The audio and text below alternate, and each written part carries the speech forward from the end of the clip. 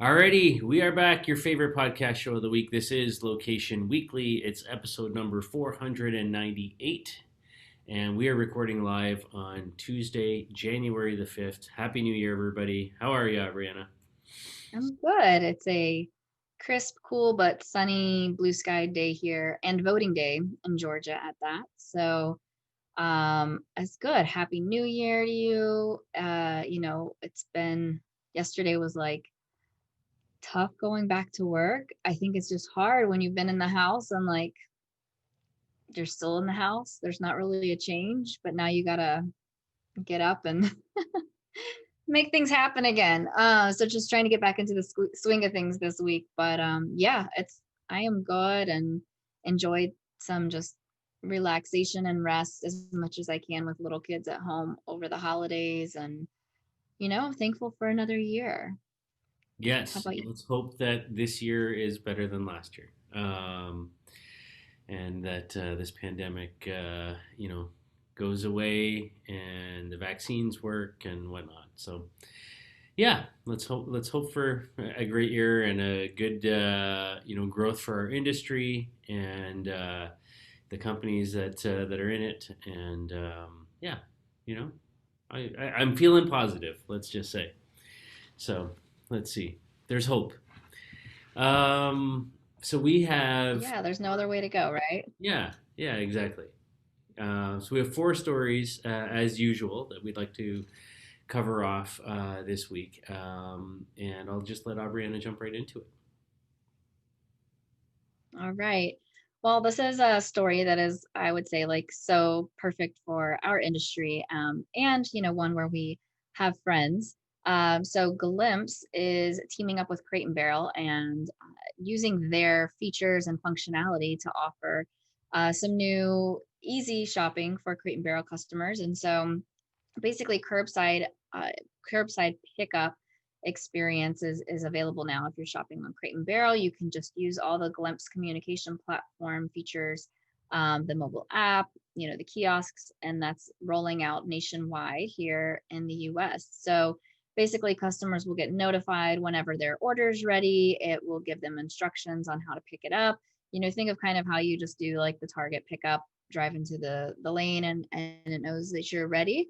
It can share their ETA, arrival status. The store will bring the product straight to the customer and add more of like that real time visibility, alerts, all of those things. And so it'll obviously efficiently, help reduce some of those operational costs, also potentially reduce time and customers getting their orders and being able to go pick it up right away or the next day versus having to wait for things to ship.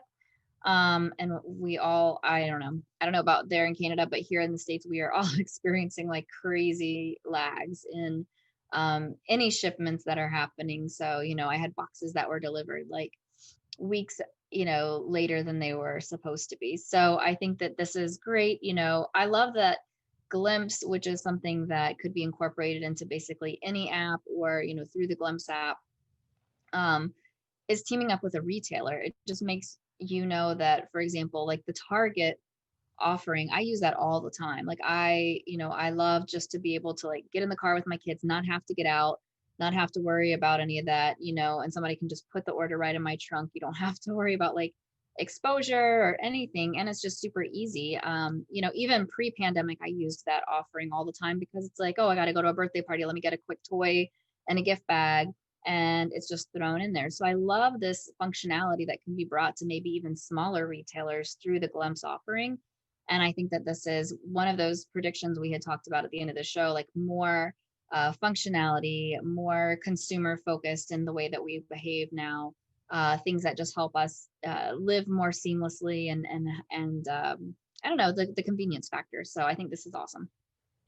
Yeah, completely agree. I think it's a great move for Crate and Barrel, and especially in sort of that kind of category of product, service, furniture. Generally, larger items. It's the kind of thing where you want to make sure that you time that sort of arrival pickup just right, because it's the kind of thing where you don't want to be waiting around, or them having the stuff ready and you're not there and it's kind of sitting out, to be put into a vehicle or what have you. So I think sort of that timing aspect is really key. And the reality is the technology, as you pointed out, is so now needed and pervasive in the market, in terms of just every restaurant, every retail business it needs to have this kind of capability, because people just aren't going into the stores there with the same frequency. Obviously, COVID has changed the game, and I think in a lot of ways, what we're talking about here from a tech point of view is very much sort of what Starbucks has been doing forever, with their own app of ordering and sharing your location in real time, and indicating to the barista when you're getting close to start making your order, and then having it ready and it's already paid for, and all of that, and kind of just making that kind of service, and that kind of customer service sort of accessible to every brand and every retailer out there. So I think Glimpse has really done a great job of making the technology accessible, and affordable. And I expect we're going to see a lot more retailers this year like Crate and Barrel take advantage of it. So yeah, I think it's a good move, good partnership, and happy for both parties who are both LBMA members. So there you go. All right, on to our second story. So there's an app that I wasn't aware of, probably because I'm not in this demographic, but an app called Vybe, Vybe, and it's been booted off the Apple App Store in recent days. And it came as a result of exposure on a New York Times reporter named Taylor Lorenz tweeted out about this app on December 29th, saying that he couldn't believe it was out there and they were promoting COVID unsafe behavior. So essentially, what the app is sort of an underground, service to let you know where there's sort of large gatherings and parties happening, in different apartments and venues around in I guess New York and those types of markets. And so, like, if you're part of that sort of younger demographic, the social scene, you're tired of sitting around at home and being in isolation and lockdown. This was kind of a service that was a bit underground, that you could find a party nearby, and based on your location and whatnot. And so they had done a video and a TikTok and whatnot. This company called Vybe, and they've since now said it was over the top, and they're not having unsafe parties, of course, and whatnot.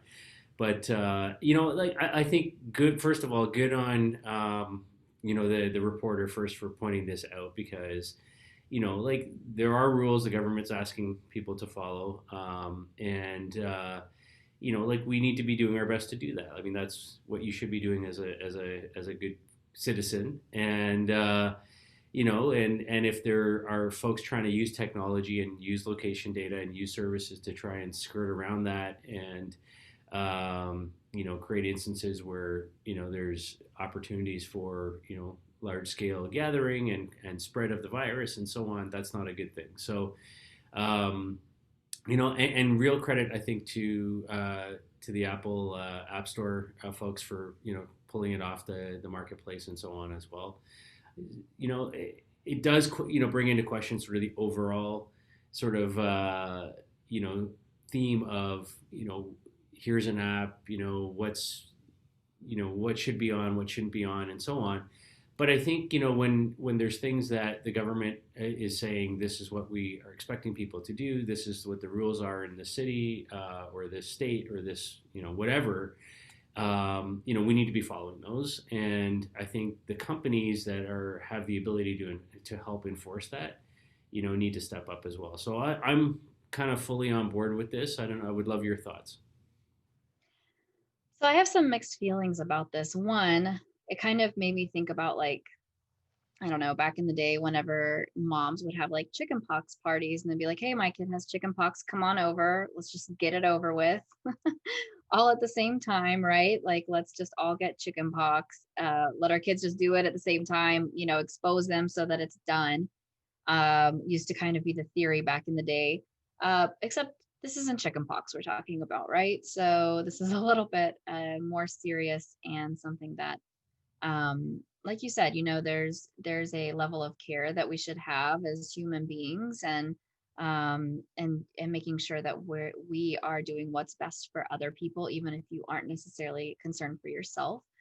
And so I think that that's one perspective of it. What I do question, however, is I think that it can be a slippery slope when you go through this, like, it's not necessarily just cancel culture, right? But when you go towards the uh the aspect of, okay, we're going to like not allow you because we think what you're doing is wrong versus illegal, right? I think that there's a line there.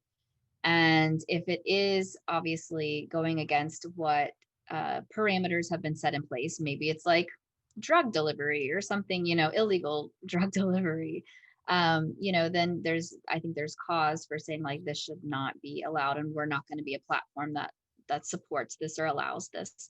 So I think that in this case, this is probably the right call made by not only the reporter and also Apple and Android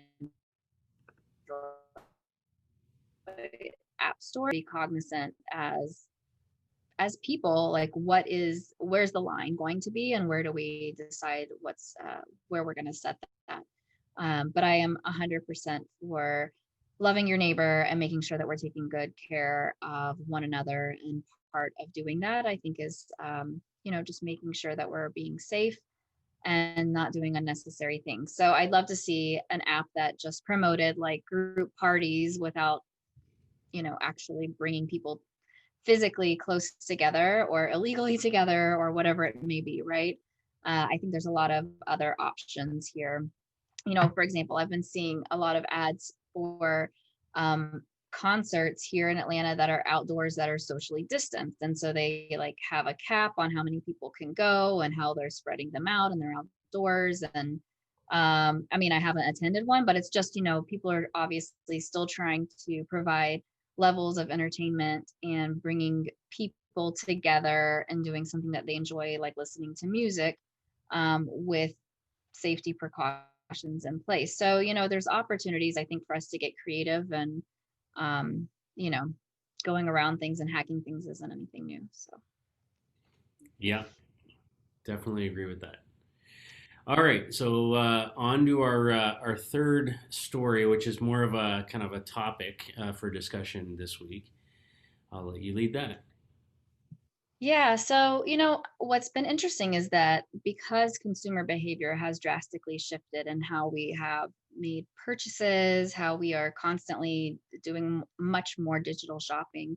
Now we've seen, a slow rise in things like Bitcoin and other cryptocurrencies that have been, sort of trying to make their way and become more mainstream. But with that rise and that change in our behavior, we've also seen a big transition to more fraud, right? More fraud happening. So we've seen more sophisticated fraud with financial institutions and financial transactions through mobile and digital devices now. And so, a recent article came out where it was a company called GeoGuard, and GeoGuard and GeoComply, I believe, are both, the same company related, and they focus on fraud prevention more for financial and banking institutions as well as for like online gambling and gaming. And they're just really bringing up to light some of the again, the challenges that new legislation or privacy concerns put around fraud as well. And how should we be leveraging, for example, location data to fight fraud? So, an example was like just how anti-money laundering provision recently passed with the defense spending bill here in the U.S. Senate. And what does that mean in terms of like how we can fight that? I don't have a good understanding of what all that entails at this point, but I'm sure that will come to light more. And also, we've been seeing how consumers just have a better understanding in general about sharing location data. Some of it is privacy centric and privacy concerns with everything that Apple has coming in, through to the forefront here with IDFA deprecation and more stringent rules and regulations around that.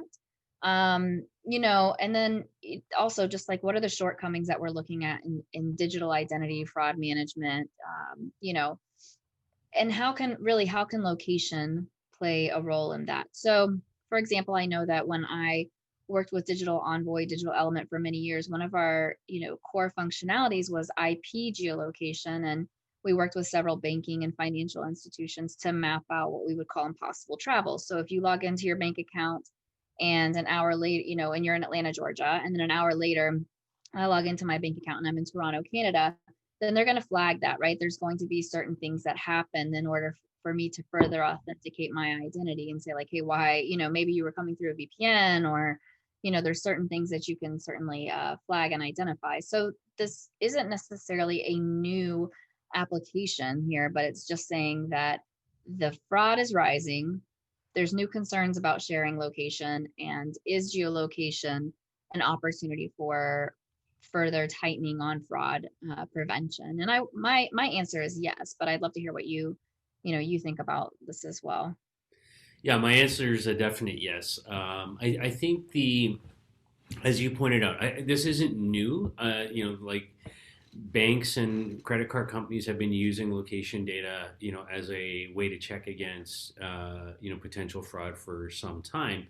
I think the reality is that, what's sort of new or what needs to be part of the discussion is, how do you weigh in, sort of the privacy side of things? How do you weigh in the changes in, what's coming with the IDFA or the Google Ad ID and so on, around kind of that real-time awareness of location data available through, the app, and what that means in terms of consent from the consumer, and or at least awareness, on the part of the consumer and so on, right? Because I think you mentioned about the IP location data. I think it's a very effective way, in the same area, whether that's around credit card, fraud or gambling or so on.